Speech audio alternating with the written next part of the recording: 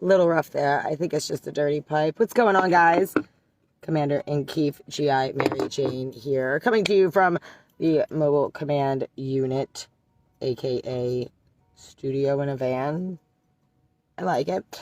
I am waiting on Bethany Hill to join me. Bethany is the president of We Are the 74, and if you've been following my updates, we've heard from her quite a few times. Such a fighter, such inspiration, such a need to create change in the community that she grew up in, that it comes before anything else in her life. And for that, on behalf of the entire state of Mississippi, whether y'all agree with me or not, I'm going to thank her. I in the fight towards any freedom, I don't care what your issue is, because everybody is passionate about one thing or another. But things take time, right? And it's really important to stay inspired and not get discouraged. And the only way that people can do that, is with yourself and having the want to stay inspired, but be through community and inspiring each other and picking up the slack when people need to rest, because we're all human beings. If you've worked a 40-hour-a-week job, you know that sometimes even those 2 days off isn't enough. You need more. And in the world of activism, it takes a lot of emotional effort and energy to do what any activist does. And again, I don't care what the topic is. For me, it's cannabis. For some people, it's human trafficking. For some people, it's gun violence. For some people, it's suicide. There are so many issues that can be corrected with common sense in this world. And people work every day because they have a passion. To the state of Mississippi, to the 74% of Mississippi voters that said yes, and now this bill is being blocked. It's pretty clear that you all have a ballot initiative process, but you don't if they're not letting things pass because of the whole 5 congressional district rule when only 4 congressional districts exist.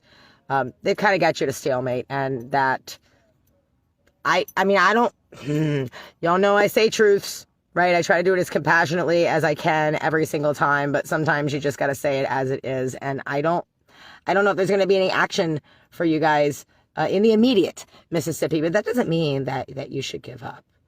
That means that you guys have a whole year and a half, right? Between now and when Tate Reeves is elected out of office, because no doubt he will be. Like, just for those of you who don't know, the governor of Mississippi, this is his first term, and he is already pissing off a lot of special interest groups. So this is going to be temporary. His presumed power that he thinks he has over the people, of course, is going to end when the elections come up. Maybe even sooner if he's to get caught in some sort of corruption. Maybe the people of Mississippi can do something to get him out then. But it seems to me, from what I've seen, boots on the ground here, that y'all aren't going to get anywhere with this guy. But that doesn't mean that the fight is over. That just means that your playing field has expanded, right? How many counties are there in Mississippi? How many events are there going to be between now and when the next governor is elected? And how much communication can you do, not just with your representatives, because there's people that do that, right? That love to communicate with representatives. But you, as an individual, you, as just you, should be communicating with your community. To keep it in mind that everywhere you go, try to bring up the plight of We Are the 74, because that is the plight of 3/4 of Mississippi right now. And it's important to keep it on your tongue.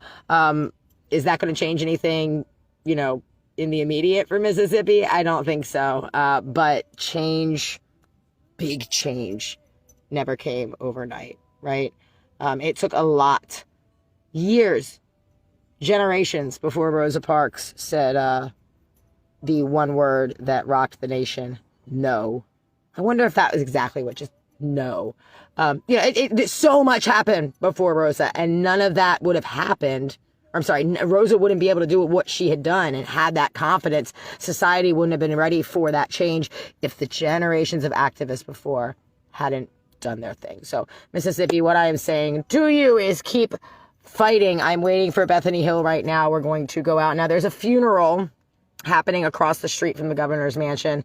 So the morning's been very quiet. Obviously, want to be respectful to the family. So there's not going to be an Occupy per se, or there hasn't been this morning. I'm waiting for the president of We Are the 74 to show up here and give her guidance and see what we're going to do from here. But we still need y'all's help. You did awesome on the GoFundMe. That is so great. We raised just under $300. We were able to print business cards for these guys, keep them fed. We were able to fuel the vehicle back and forth in the carpools. There's a small group here of organizers. Again, it's the people that are most passionate about this, and the people who, and that's not, I'm sorry, you guys, that's not to say that you're not the most passionate if you're not here. The people who are the most passionate and whose lives allowed them to be here are here. And there's more people coming in to pick up the slack, and that's super awesome. From what I understand, this is going to continue to go on as a celebration, which, is, I think, the best way to handle this. Celebrate. Let the people of Mississippi see what the cannabis community really is. A group of compassionate human beings that love to volunteer for their community, that love to do good deeds. Get a group of cannabis smokers together on the weekend, put weed shirts on and go out and pick up trash on the highway. Get a group of cannabis users together on the weekend in Mississippi and go down to your local food bank and distribute food. This is what Mississippi needs to be doing, normalizing cannabis, above and beyond normalizing cannabis in the eyes of their community. Showing their community that the cannabis community is the most compassionate, voluntary, charitable community that exists in Mississippi. Because the next time this question comes up, when you guys get your shit fixed in this corrupt ass state government that you've got, you will as soon as this governor gets out, and maybe before. But when that time comes, Mississippi needs to know who you are. And you have been hiding. Mississippi, you have been hiding for generations. They'll throw you in jail. It's terrifying. I get it. You could lose your kids. You could lose your job. So many things. But there are people who have nothing left to lose that will stand up on your behalf. You should be supporting those people. You should be encouraging those people. You should be sharing what those people are doing in your network if you can't be there. There needs to be a mass call to action in the Mississippi cannabis community to come out of the closet and show the world the compassionate individual you are. I'm not even saying cross the lines of civil disobedience. You don't have to do that if you're in fear of going to jail. I wouldn't even recommend that in a prohibition state. But go out there within the lines of the law that you have to follow in Mississippi and show them how awesome you are. That's it, guys. I'm going to go wait for Bethany to show up. You remember, pass joints, not judgment. I'll try to check back in with you later today.